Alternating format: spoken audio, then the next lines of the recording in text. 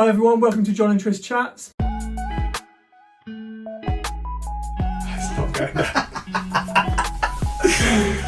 Will you please look at our Instagram? When people look at people in the gym and like, oh, they look like they're butchering that exercise, which may be true, but unless you know what their intent is, then you can't necessarily say that. So we're going to talk about GAIT. We're going to talk about 3 categories. So first of all, we're going to talk about the phases of GAIT. Second of all, we're going to talk about how to potentially identify what aspects of GAIT you have good access to and what you don't have good access to. And then thirdly, we're going to talk about how you can intervene and try and get access to the phase of GAIT that you don't. So I think this video will be hopefully really helpful for people that watch the Instagram a lot and maybe to understand a little bit of the terminology I use interchangeably. First phase of GAIT is early stance. So when you make heel contact on the floor, and I will use this interchangeably with a kind of a backwards centre of mass, because on that leading leg, your centre of mass should be going through the back aspect of your leg, but also whole body external rotation. So by this we mean at the foot and ankle there should be supination, so a high arch, externally rotated position, external rotation at the distal tibia, again at the femur and the hip, and then a posterior tilt of the pelvis. So it's very much a whole body externally rotated position with the centre of mass backwards and on the outside of your foot. And then as you transition to mid-stance, the centre of mass comes forward to your midfoot, also travels from lateral, so outside to the medial aspect of your foot, and it's a whole body internal rotation position. So by that we mean pronation, so lengthening of the arches, internal rotation at the tibia, and then internal rotation of the hip with an anterior tilted pelvis. So that's what a whole body internal rotation position looks like. And then as you come into late phase, again you re-supinate the foot, so you go into an external rotated position. Again, the centre of mass comes back more onto the outside of your foot, but continues to travel forward, but again more of an external rotation position like early stance. So yeah, you'll see that high arch, supination, external rotation through the limb. So we're going external, internal, external. Yeah. And your whole body, that's not just isolated at the foot. Just to reiterate, that's all the way up. Absolutely, yeah. And I think this is where reductionist interventions aren't helpful when you're just looking at one aspect, because changing what's going on at the foot isn't necessarily changing what's going on in the whole body. We can make some points about the externally rotated positions and the internally rotated positions. So early stance, external rotation positions, the whole body is producing force or in a state of contraction. Tissues are shortened.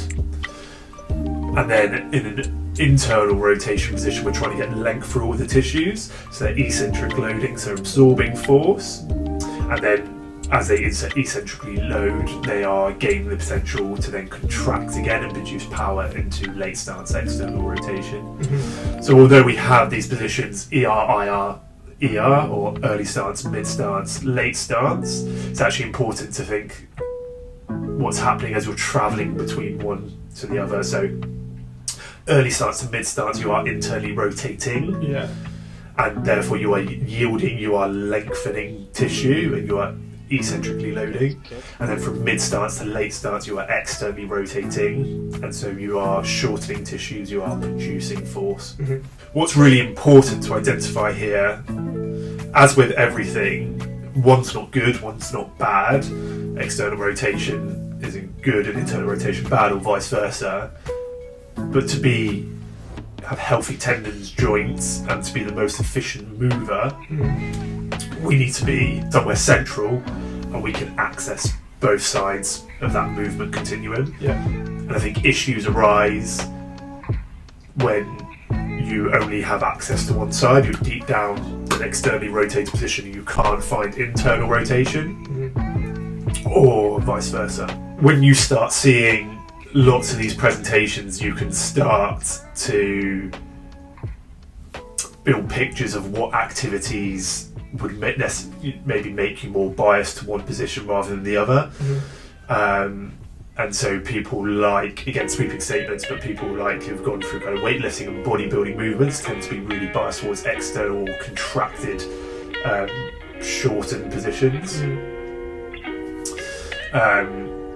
And therefore struggle to get into the internal rotation. Yeah.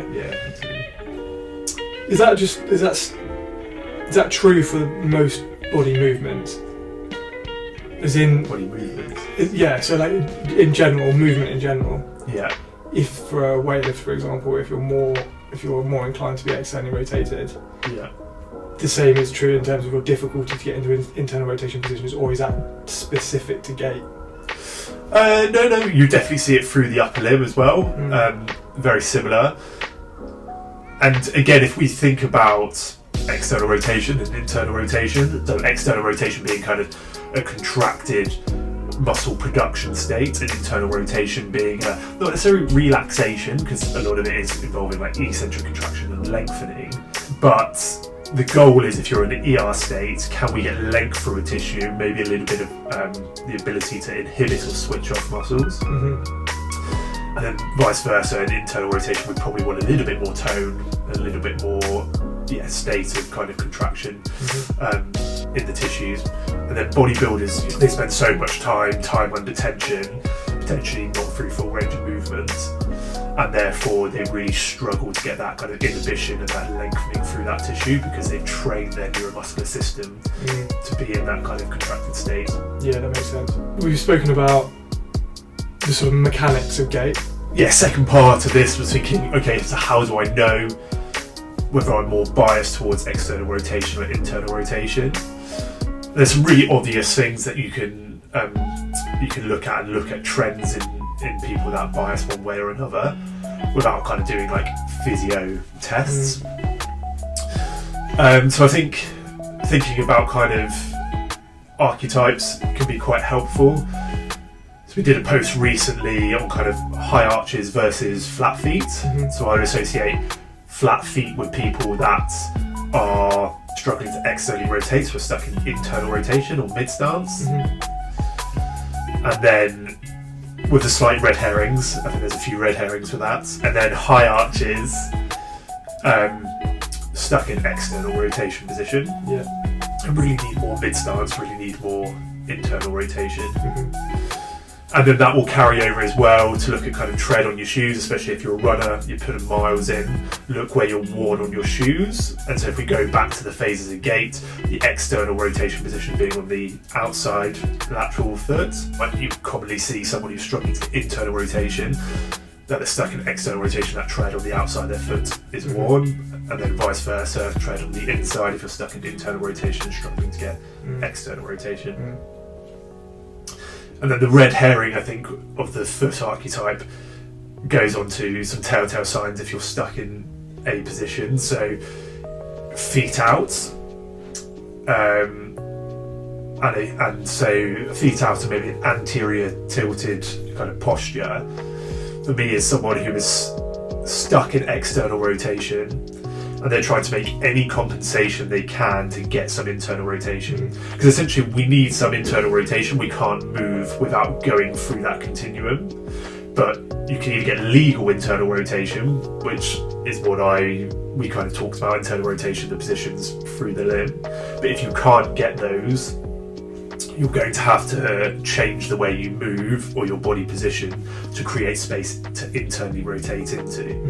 When you're talking about feet out and an anterior tilt, we're talking through GAIT, not necessarily in standing, but also they might present that in standing. And you want to see them move through GAIT if you were assessing them. Yeah, absolutely. I think I always look at people standing, and if it's there in standing, it's likely to be there when you're moving. But if it's not there in standing, it doesn't mean it's not coming into it when we're adding load and you're moving more dynamically.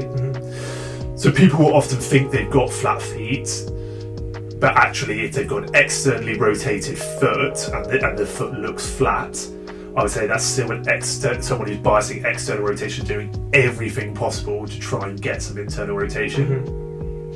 And then again, thinking about the anterior tilt, although that's involved in kind of a legal mid-stance and internal rotation position, if someone's stuck in external rotation, tilting the pelvis is trying to create as much space as they can to get some sort of internal rotation through the hip. Somebody may be presenting in a flat foot posture or position. Yeah.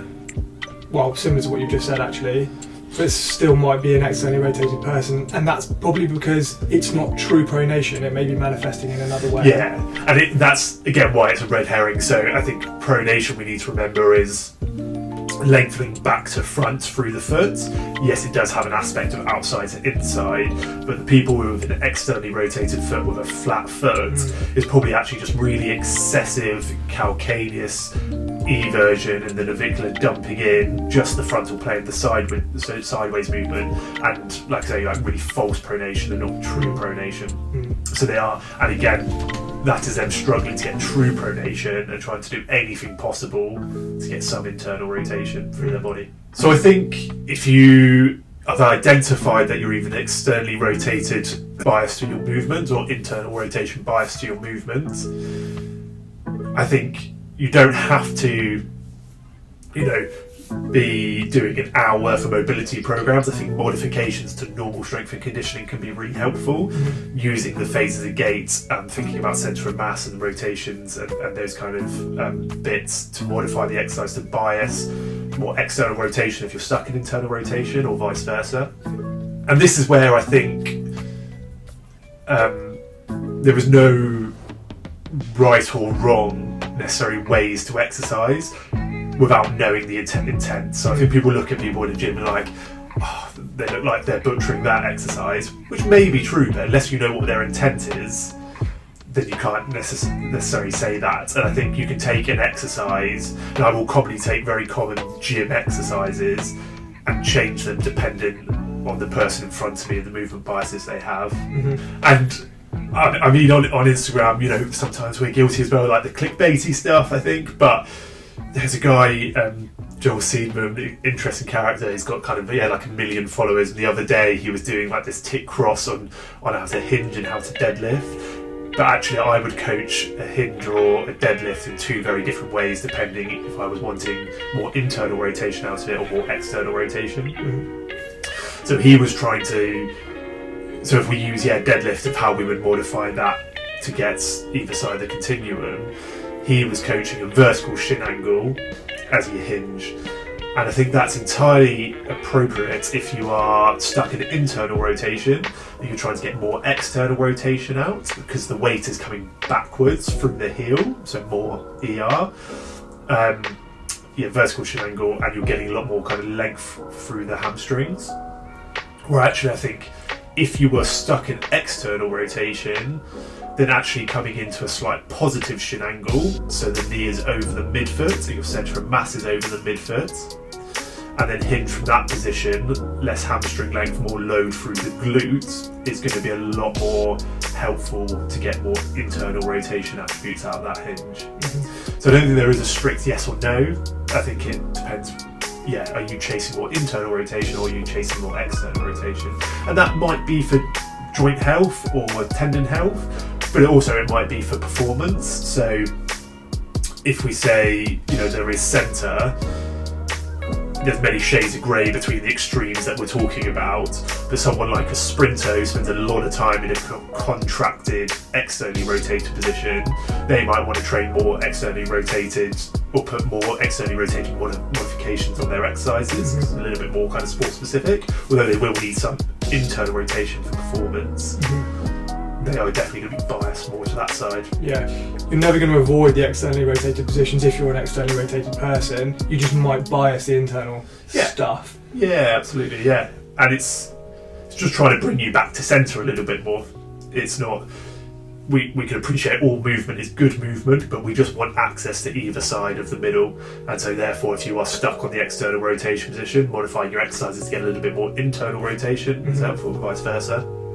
And then I think the other real thing, again, thinking about centre of mass. So do we want more centre of mass forward, so internal rotation, or do we want to bring it back?